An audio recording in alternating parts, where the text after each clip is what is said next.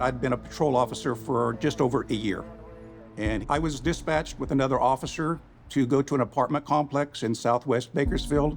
There was a female resident that hadn't been seen for a few days, so based on a phone call from a boyfriend, myself and another officer met the manager out front of the apartment, number 46. We went inside and walked through a living room, down a hallway, into a bedroom, and then we proceeded to the bathroom. In the bathtub is the body of a woman. It quickly becomes obvious this is no death by natural causes. She was face up. Her hands were bound behind her back with a piece of a telephone cord. She also had a brown pillowcase over her head and also had a piece of telephone cord wrapped around her neck. The apartment manager tells Rourke that 18-year-old Dawn Koons lived in apartment 46. As officers entered the apartment, it didn't look like there were a lot of signs of struggle or any disarray in a lot of the apartment, but in that bedroom, it looked like there had been a struggle. Some of the sheets were pulled up, the blanket was pulled back, there was a pillow on the floor, and the phone cord had been removed from the wall. The phone was sitting on the ground next to the bed. They didn't find anything that showed forcible entry. So the belief was maybe it was an acquaintance of hers, maybe it was a crime of passion. Bakersfield police start interviewing Dawn's friends and associates. They had to start pulling on threads and talking to folks and figuring out exactly why those things would or would not be important. One of those threads is focusing on a note discovered on Dawn's door by the apartment manager. Dawn, give me a call and let me know what you're up to. I can't seem to track you down. You're never home. Diane.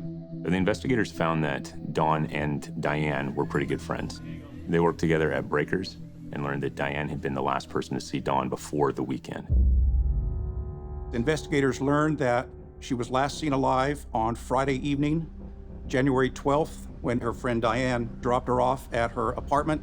Diane watched her unlock the door, wave goodbye, and step inside. That was the last time she was seen alive. The next day, Diane tried to get a hold of Dawn, and she could not contact her. They had plans that day, and Dawn never showed up.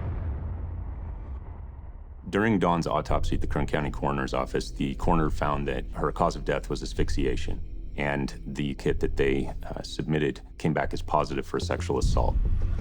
Less than 24 hours after finding Dawn lifeless in her apartment bathtub, investigators bring Steve, the ex-boyfriend from Yonkers, in for questioning. He said that he had been with friends that night.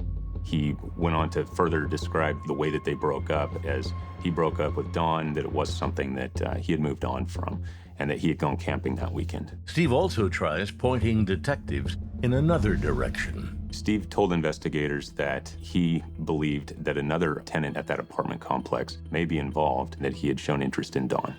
So based on the information that Steve provided, the man in apartment 50, Prentice Foreman, investigators contacted Dawn's friends, even employees of the apartment complex, to determine whether or not Mr. Foreman was giving Dawn any sort of trouble or harassing her in any way. No one other than Steve had that information or could connect Mr. Foreman to Dawn in any way.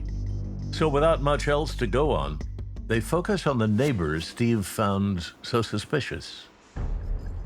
Prentice Foreman was a truck driver and was living in Bakersfield. They talked to Mr. Foreman about where he was the weekend of Dawn's death, and Mr. Foreman claimed he was with his girlfriend, LaTanya, the entire weekend, that he did not know Dawn in any way other than maybe a neighborly hello once in a while at the mailboxes. By the end of 1979, leads in the case have evaporated like morning dew in the hot California sun, and the case goes cold.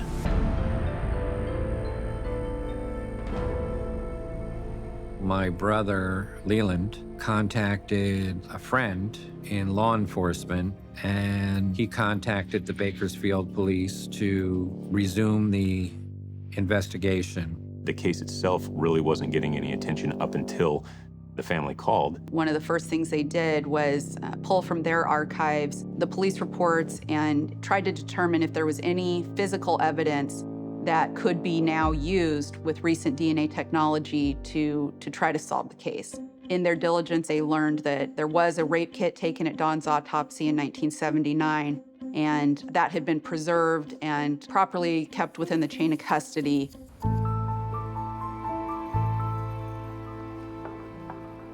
Investigators sent a large amount of evidence to the crime lab for possible DNA testing.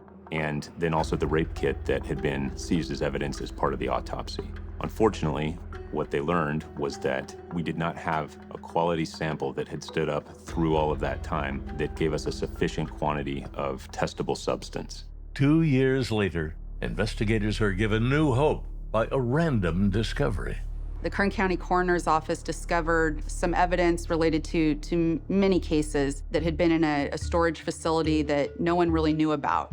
And inside one of those boxes was a sample from Dawn's rape kit, 2 slides, which had been marked with Dawn's case number.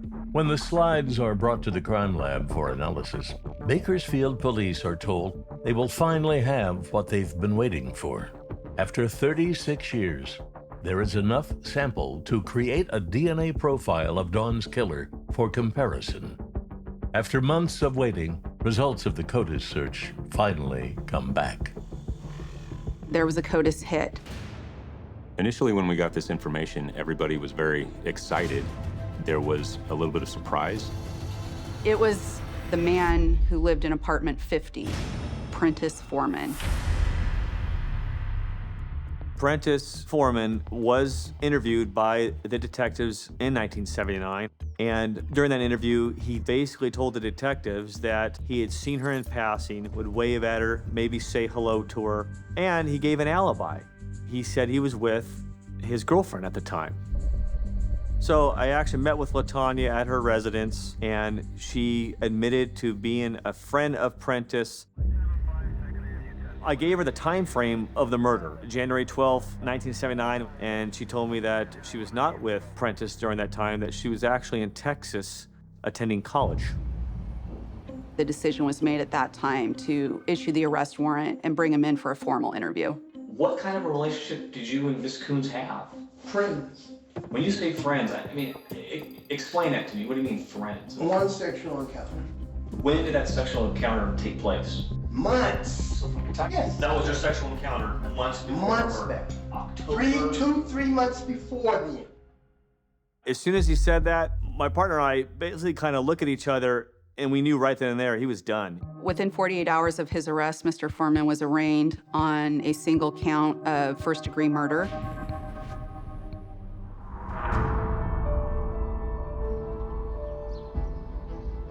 This defendant is the man in apartment 50.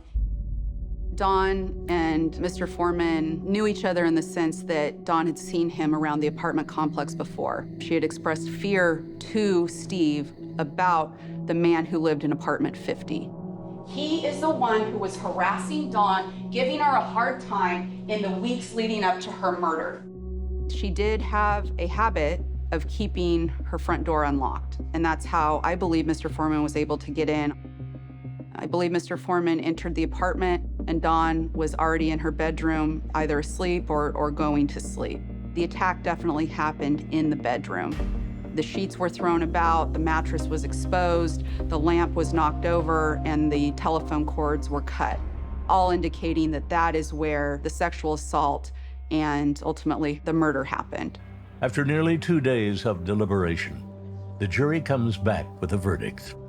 Prentice Foreman is found guilty in one of Kern County's oldest unsolved homicides, the murder of Dawn Koons.